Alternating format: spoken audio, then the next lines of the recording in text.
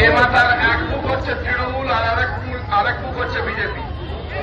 এই দুটো মাথা সারা পশ্চিম বাংলায় যে সর্বনাশ থেকে এনেছে তার বিরুদ্ধে এবং এই পানিহাটিতে আর্যিকর কাণ্ডে যে চূড়ান্ত অন্যায় ঘটেছে তার বিরুদ্ধে এই অঞ্চলের পানীয় জল এবং এই অঞ্চলের যাবতীয় সুপ্রশাসনের জন্য অলদান দাসগুপ্তকে বিপুল ভোটে জয়ী করুন এবং এতটাই ভোটে জয়ী করুন যাতে অভয়ার আত্মা শান্তি পায়।